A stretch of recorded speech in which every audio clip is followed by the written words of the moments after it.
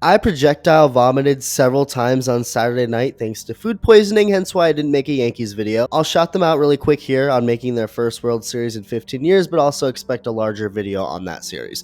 The World Series doesn't start until Friday, so there's going to be a lot of videos to be made during that downtime. But as for this latest one, what can I say? I'll start off by acknowledging how impressive the Mets were this year. Or should I say how impressive the Mets ended up this year?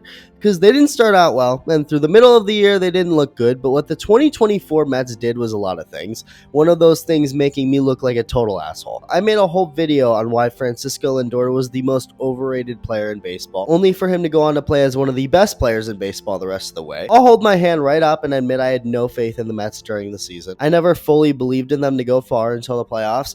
I looked at them as an overpriced group of veterans and a bad investment by Steve Cohen. I thought the whole OMG Jose Iglesias thing they all rallied around was corny. I guess when their payroll is as high as it is, I expect more dominance. The Jose Iglesias OMG thing seems like something a small market team would rally behind, not the most expensive team in baseball. Maybe that's unfair to put on the players, call it whatever you want, but as time went on, this team grew on me. Jose Iglesias, Grimace, Haley Welch, they all grew on me. And whether they grew on me, on you, or anybody, it didn't matter, because either way they started winning a lot. They were clutch, they refused to back down, and over the years the Mets have been clowned on as a team that shits the bed when it matters most. The LOL Mets. A good example of this is the last time the Mets were in the World Series, when they led the Royals for the majority of that series, yet managed to not just lose, but lose in 5 games. But in 2024, this wasn't the Mets of years past. These Mets were LOLing the other teams. I mean, that final game in Milwaukee, are you kidding? And then taking care of Philly the way that they did?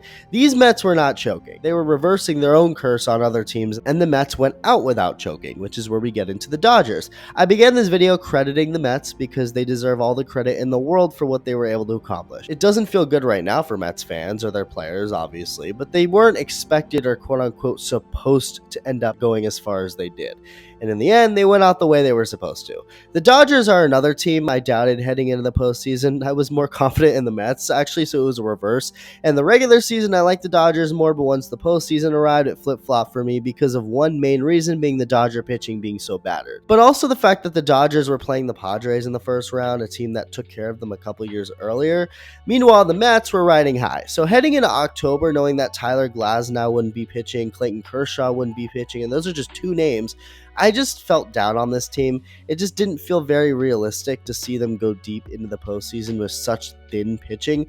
And just like Francisco Lindor and the Mets took my thoughts on them and shoved it up my ass, the Dodgers did the same. More specifically, the Dodger pitching. Fernando Tatis Jr. hits this mammoth bomb to make it 6-1 Padres in the 3rd inning of Game 3. They just came off scoring 10 runs in Game 2 in LA and a combined 15 runs in the first 2 games. And the Dodger pitching staff is looking as expected. Cooked. So you know what they did? Proceeded to not just give up no runs for the rest of Game 3, not just shut out the Padres in Game 4 to force a Game 5 back in LA, not just shut them out yet again in that game to win the series and move on to the NLCS, but took those shutout innings into the next series against the Mets, shutting them out in Game 1, winning 9-0 to make it 31 straight scoreless innings by the pitching staff. Thanks to several different guys from both the rotation and bullpen, the Dodgers weren't cooked anymore. They were doing the cooking, and of course it'd take only a single batter for that streak to end in Game 2, as the Mets would go on to kind of blow the Dodgers out, which is where we get to the theme of this series: blowouts. Every single game was a blowout. Dodgers then went into the first side of New York that they'll be playing in this October and matched their Game 1 score, 9-0, and then 10-2 in Game 4. And after this game, it was pretty clear to me what this all meant. Were the Mets Metsing? Were they coming all this way just to choke in the end per usual? No, this isn't what this was at all. What it was simply the Dodgers just showing that they were the better team. Mets win their final home game of the year with another NLCS blowout, but by the end of Game 6 back in LA confirmed what I felt after Game 4.